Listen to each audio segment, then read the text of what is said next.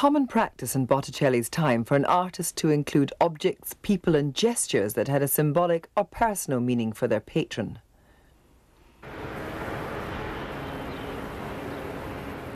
Botticelli lived near the great abattoirs and tanneries of Florence.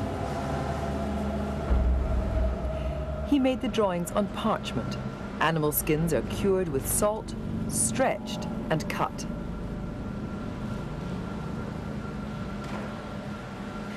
Goatskin parchment is especially sought after. It has an extremely fine texture. It's translucent and very long-lasting. Botticelli began by marking faint lines in the parchment with a metal stylus. He then went over these faint lines in ink. Botticelli worked on the 100 drawings between 1481 and 1495, but he never finished them.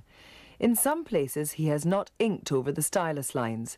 In others he's moved objects from one position to another.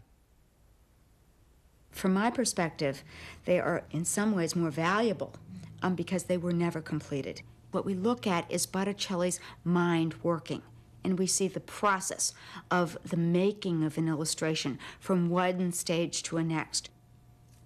They reveal his thought processes and the changes that he made in the course of making the illustrations.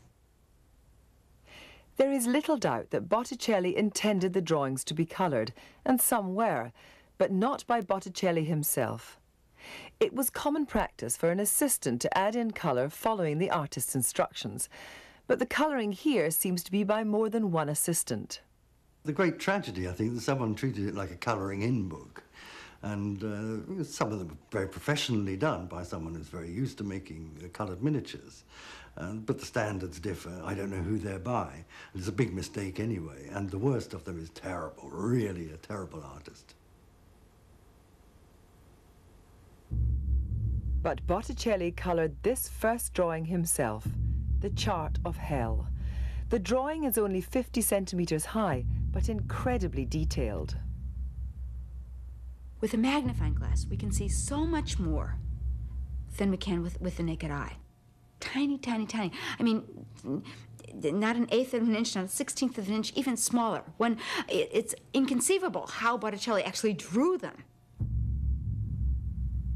Hell is divided into 9 circles where the damned are locked forever in punishment, with no hope of escape. The deeper levels of hell represent the graver sins, and the punishments are correspondingly more severe. This is the entire underworld in miniature, a map of the journey that Dante is about to undertake, and the characters he'll meet along the way. At the bottom of the pit is the devil himself.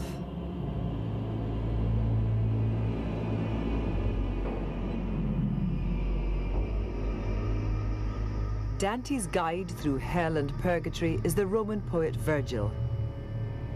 Dante considered Virgil to be the greatest poet of the ancient world, and himself to be the great poet of the new world. Botticelli shows Virgil taking care of Dante, guiding his reactions to the horrors of the underworld. There is a sort of reverence, there is a tenderness also of Virgil towards Dante, but it's also love, because we know that Dante absolutely adored reading Virgil, no? And Botticelli has caught it very well in the facial expressions and also in the gestures. It's very touching, I think. That is a motive, a leitmotif that runs, I should say, through the whole series of drawings. A devilish boatman brings Dante and Virgil to the gates of the walled city of Dis, where the torments of hell really begin. I saw more than 1,000 fiendish angels perching above the gates, enraged, screaming. Who is the one approaching? Who, without death, dares walk into the kingdom of the dead?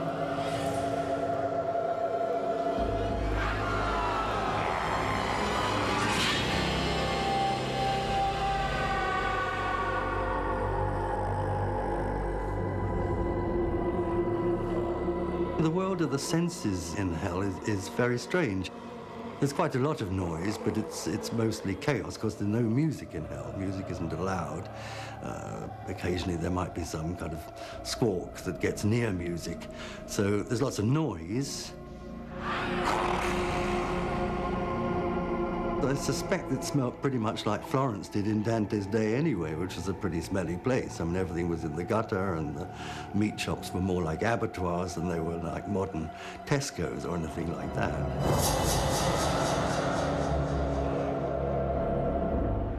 I think Dante takes particular pleasure in seeing people suffer, and I think, obviously, a lot of the illustrators of Dante have also taken pleasure in that kind of thing.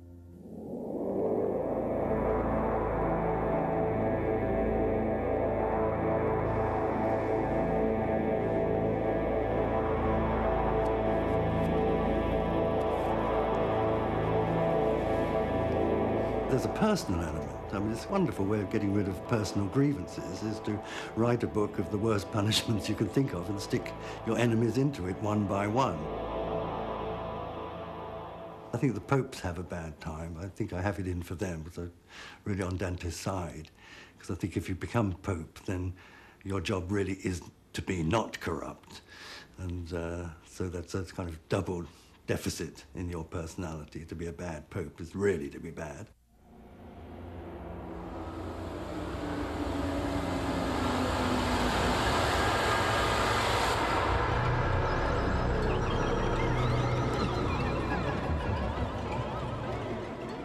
There was the view around that the blessed in heaven would have a certain enjoyment in seeing some people in hell. Some of the students I have at the Gregorian University, they say, well, surely in heaven, I mean, the blessed will see some people in hell and that will make them feel even happier. And I said, that's a very unchristian thought. I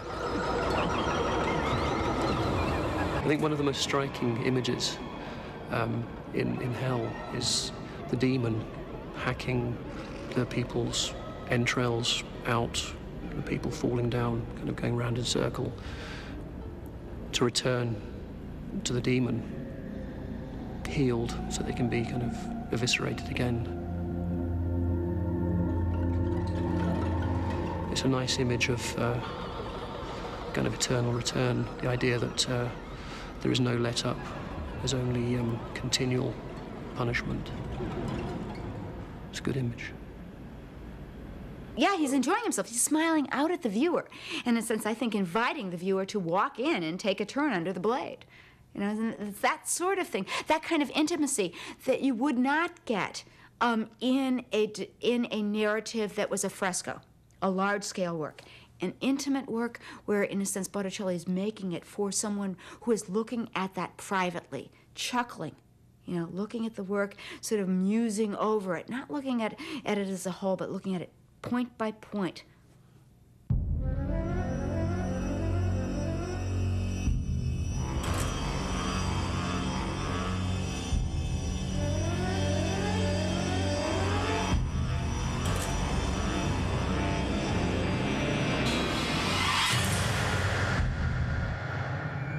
Low self-esteem, exerting their godlike kind of power over inanimate objects.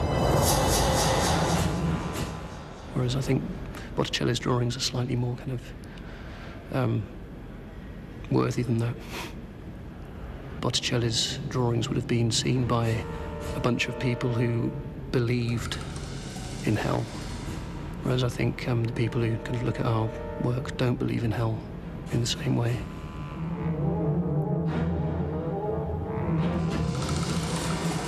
The nastiness in our work is coloured by B-movies and bad comedy. Whereas I think the Botticelli is is fueled by real kind of fear and real kind of belief in punishment.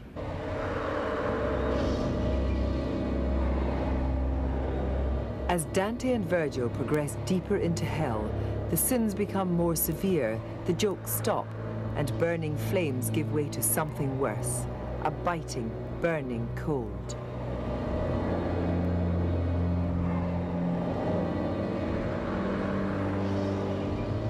as you get further into hell, it's not so much the flames, it's this terrible coldness, the iciness, living with the consequences of turning your back on love, with the souls, as it were, frozen in the inevitability of having to face this for eternity.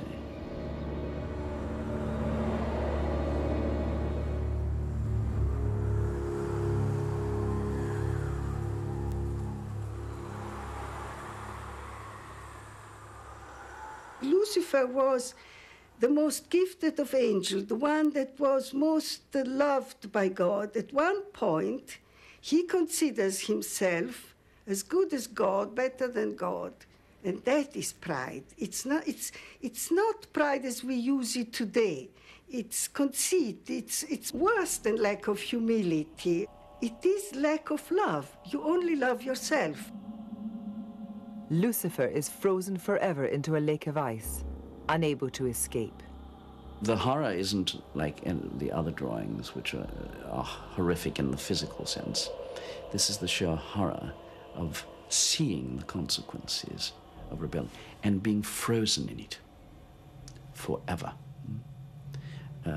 Cold is much more terrifying than heat, I think. As Dante and Virgil climb down Lucifer's body, they reach the center of the earth. From here, the only way is up, both spiritually and physically. Botticelli designed Lucifer to be turned upside down, a joke at the devil's expense. The rest of the work is about love. And here we have an image that is utter isolation and utter immobility, completely alien to the whole Renaissance concept of character, of personality, impotence. He can't act. In a sense, he can't even realize anything. And that is his punishment.